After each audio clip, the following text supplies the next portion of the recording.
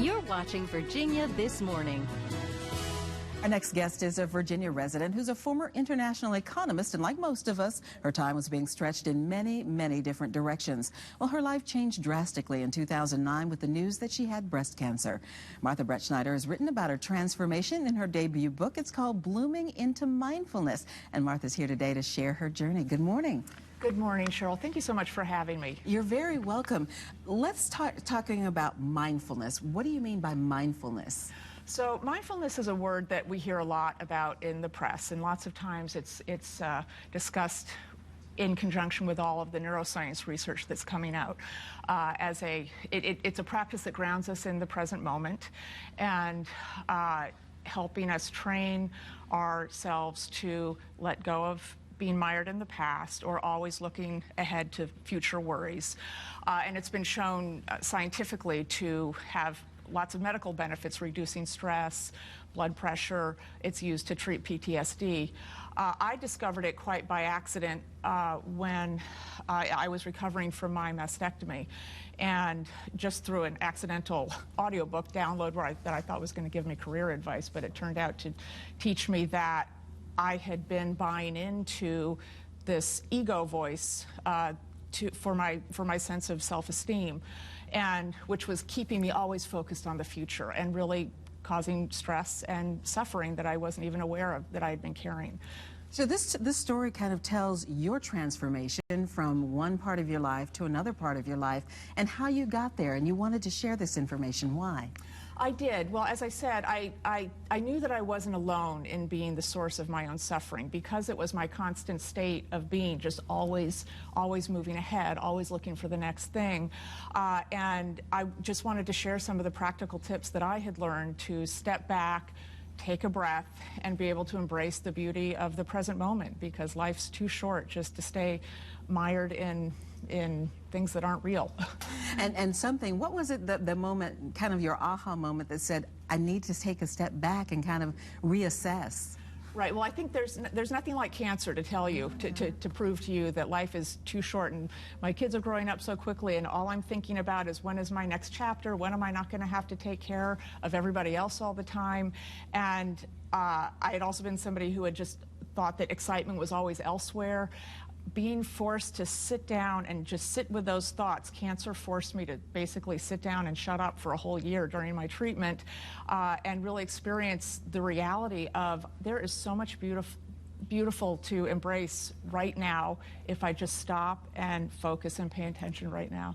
And that comes to the other part of your title, which is the blooming part, because you went from being an economist to a master gardener and an award-winning photographer. Yes, yes. So in the early years, my garden, I like to say my garden was my first mindfulness mentor, because it was the only place that my thoughts were ever quiet in my head, only time that my thoughts weren't racing. And I had never even heard the word mindfulness before, but now I know that there's a reason, and there's neuroscientific reasons why gardening is so therapeutic and calming for us, because when our senses are engaged, we really are not able, our neuroscience has proven that we really can't multitask.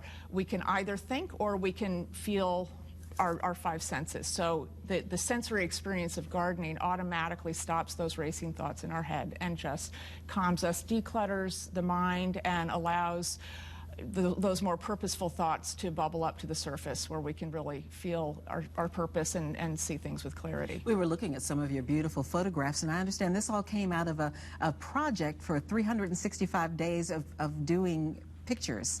Yes, yes. So in 2014, I was compelled, again, because my head was sort of decluttered by that point, I just felt this pull of inspiration to take on this photo a day challenge through the 365project.org. And I used it as a mindfulness practice, to step back, to force myself to step back every day for a few minutes and find something beautiful or noteworthy, something interesting to share with the world. once my garden started blooming that spring, and I had learned to use settings other than automatic on my camera, I was also writing the book that year, so there were a lot of gardening themes, and it became this really wonderful parallel creative process for me that eventually evolved into a business line that I never in a million years would have expected. My economist brain kept saying, "You're not an artist," but I knew now that that is not the case. That was And I understand that the book kind of came out of a blog that you write.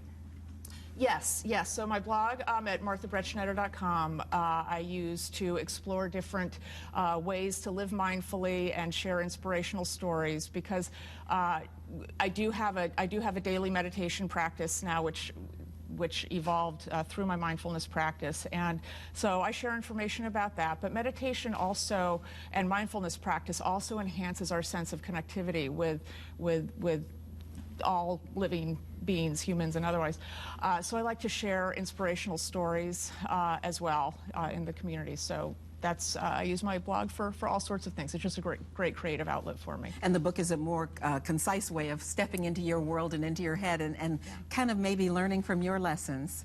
Well, I hope so. I hope so. Again, I think that lots of times we hear about mindfulness in the context of having a really big problem, but there's so many simple steps that all of us can take just throughout the day, just a few seconds. That it's really just about habit formation and finding a few seconds or a few minutes of stillness in the day, carving out that time for ourselves. And I think especially as women, we really never feel like we're doing enough or doing it well enough. And mindfulness practice helps us forgive ourselves and really ground ourselves and know that what we're doing in that moment is what we're supposed to be doing, and being okay with that.